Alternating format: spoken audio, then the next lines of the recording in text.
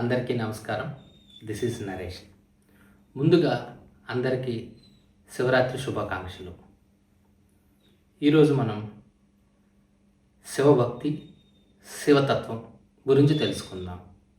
అయితే ఎన్నో రకాల భక్తులు ఉన్నప్పటికీ, భక్తి తత్వాలు ఉన్నప్పటికీ, అన్నిట్లో శివభక్తులైతేనేమి, శివతత్వ సారం అయితేనేమి చాలా డిఫరెంట్గా ఉంటుంది. అయితే దీని ప్రత్యేకత తెలుసుకోవడానికి ఈరోజు మనం సరదాగా గుణనిధి కథను తెలుసుకుందాం. సో ఈ గుణనిధి అనేది శ్రీనాథుడు రచించిన కాశీఖండం నుంచి తీసుకోబడింది. సింపుల్గా గుణనిధి కథ ఏంటో అనేది ఒకసారి మనం చూద్దాం. గుణనిధి అనే వ్యక్తి కాంపిల్య నగరంలో ఉన్న యజ్ఞదత్తుడి యొక్క కుమారుడు. అయితే యజ్ఞదత్తుడు ఎవరు? యజ్ఞదత్తుడు అనే వ్యక్తి ఒక రాజు దగ్గర చేస్తున్న సోమయాజి. అంటే సంధ్యలు ఆచరించడంలోనూ, యాగాలు జరిపించడంలోనూ, వేదాల మీద పట్టు మొదలగు ఉన్న మహాబ్రాహ్మణుని మన యజ్ఞదత్తుడు. అయితే అటువంటి వ్యక్తికి గుణనిధి కుమారుడిగా జన్మించడం అనేది ఒక రకమైన శాపంగా మనం చూడవచ్చు. ఎందుకు అంటే గుణనిధికి సప్త వ్యసనాలు ఉన్నాయి. సప్త వ్యసనాలు అంటే ఏంటి అంటే దొంగతనం, జోదం, పేకాట, వ్యభిచారం, అబద్ధాలాడటం మొదలగు వాటిని సప్తజోదాలుగా చెప్పడం జరుగుతుంది. అయితే గుణనిధికి వీటన్నింటికీ బానిస అయిపోయాడు. అయితే యజ్ఞదత్తుడు చాలా బిజీగా ఉండడం, రాజు దగ్గర చాలా వర్క్ ఉండడం వల్ల పిల్లల మీద తగిన సమయం ఇవ్వలేకపోయాడు. అయినా కూడా అప్పుడప్పుడు తన భార్యని అంటే గుణనిధి యొక్క తల్లిని అడుగుతుండేవాడు. ఏమమ్మా మన గుణనిధి సంధ్య అమర్చాడా, వేదాలు చదువుతున్నాడా, ఇవన్నీ అడుగుతుంటే అమ్మ గుణనిధి మీద ఉన్న ప్రేమతో వాళ్ళ నాన్నగారికి అన్ని అబద్ధాలే చెప్పేది. ఎందుకంటే నిజం చెప్తే ఎక్కడ కొడతాడో, ఎక్కడ తిడతాడో అనే భయంతో. అయితే ఒకరోజు సడన్గా యజ్ఞదత్తుడు ఒక దొంగ వేలికి తనకు రాజు గిఫ్ట్గా ఇచ్చిన ఉంగరం చూశాడు. చూసి దొంగను, నువ్వు నా ఉంగరం దొంగతనం చేశావు అని అన్నాడు. దానికి ఆ దొంగ, లేదండి, ఇది మీ కొడుకు నాతో జూదం ఆడి ఓడిపోతే ఇచ్చిన ఉంగరం అని చెప్పాడు. దాంతో కోపించిన యజ్ఞదత్తుడు ఇంటికి వెళ్ళి వాళ్ళ భార్యతో ఇలా అడుగుతాడు, నేను ఇచ్చిన ఆ ఉంగరం ఏది అని అడగగా ఆమె అక్కడ ఉంది, ఇక్కడ ఉంది అని అబద్ధాలు చెప్పడం చేస్తుంది.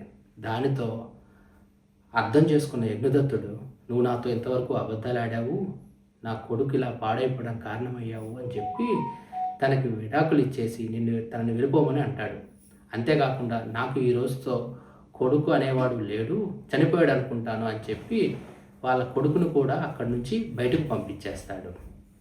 అయితే ఇన్నాళ్ళు ఇంటి దగ్గర చక్కని భోజనం తినే గుణనిధికి బయటకు వెళ్ళగా పట్టెడు అన్నం కూడా దొరకదు.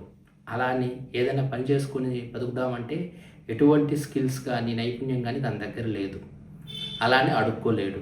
సో అట్లా రోజంతా ఆకలితో ఉన్న వ్యక్తికి ఆ రోజు శివరాత్రి కావడం వల్ల ఒక ఆలయంలో శివరాత్రి జాగారం సాగుతూ ఉంటుంది. అక్కడ శివుడికి పంచభక్ష పరమాణాలు నైవేద్యంగా పెట్టడం జరిగింది. అయితే ఆ కుంకుమలకి చూసి అటువైపుగా వెళ్ళి అవి దొంగతనం చేయాలనే ఒక ఆలోచన ఆయనకు వచ్చింది. అయితే జాగారం అందరూ మేల్కొని ఉన్నారు. సో ఈయన కూడా వాళ్ళతో పాటు మేల్కొని ఉండి చాలాసేపటి తర్వాత అందరూ మెల్లగా పడుకోవడం సాగించారు. ఆ సమయంలో ఉన్న ఒత్తు కూడా ఆగిపోయింది. సో లైట్ లేకపోవడం వల్ల అసలు ఏ ప్రహదలు ఉన్నాయి, ఎక్కడున్నాయనేది అనేవి మన గుణనిధికి తెలియలేదు. అందుకని తన పైజామాని చింపి ఆ ఏదైతే ఒత్తుందో ఆ ఒత్తుగా మరిచి దాన్ని వెలుతురుగా చేసి ఆ వెలుగులో పరమాణాలు ఈ నైవేద్యాలు చూడడం జరిగింది. అయితే వాటిని తిందామని దొంగతనం చేసి అక్కడి నుండి వెళ్తూ ఉండగా తన కాలు ఒక భక్తుడికి తగలక ఆయన లేచి ఉన్నది దొంగేమో అని దొంగ దొంగ అని అరవడం జరిగింది. అయితే అక్కడ ఉన్న వాళ్ళంతా బాణాలతో ఆయన మీద దాడి చేసి దొంగ అనుకుని చంపేశారు. ఇప్పుడు ఒకవైపు యమకింకర్లు వచ్చారు, ఒకవైపు శివకింకర్లు వచ్చారు. సో యమకింకర్లు నరకం తీసుకెళ్దామని రెడీ అవుతుండగా శివకింకర్లను చూసి ఒక్కసారిగా ఆశ్చర్యానికి గురయ్యారు. ఎందుకు అంటే గుణనిధేమో సప్త వ్యసనాలకు బానిస, అంతేకాకుండా శివరాత్రి రోజు నైవేద్యాన్ని దొంగతనం చేస్తూ పట్టుబడ్డాడు. అలాంటి వ్యక్తి కోసం శివకింకరులు వచ్చారేంటి సుమా అని శివకింకరుల్ని చాలా వినమ్రతతో అడిగారు. శివకింకరులారా, మీరు వచ్చారేంటి గుణనిధి కోసం? అప్పుడు శివకింకరులు ఇలా చెప్తారు, ఇదే మనం ఫస్ట్ నుంచి మాట్లాడుకుంటున్న ప్రత్యేకత, శివభక్తి కానీ శివతత్వం గురించి కానీ మనం మాట్లాడుతున్న ప్రత్యేకత ఏంటి అంటే, శివకింకరులు ఏమని చెప్తారంటే, నాయన శివభక్తి కానీ శివతత్వసారం కానీ చాలా డిఫరెంట్గా ఉంటుంది. అది మీరు సూక్ష్మంగా చూస్తే అర్థం కాదు, చాలా బ్రాడర్ వ్యూలో చూడాలి. ఏంటి అంటే, ఒక వ్యక్తి తెలిసి చేసినా తెలియక చేసినా కొన్ని పనులు చేశాడు అంటే అవి డెఫినెట్గా శివుడి వరకు వెళ్ళిపోతాయి. ఫర్ ఎగ్జాంపుల్ చూడండి, ఆ రోజు శివరాత్రి అందరూ పడుకున్నారు, కానీ గుణనిధి జాగారం చేశాడు. అది దేనికోసమైనా కానీ శివుడు తన కోసమైనా తీసుకుంటాడు.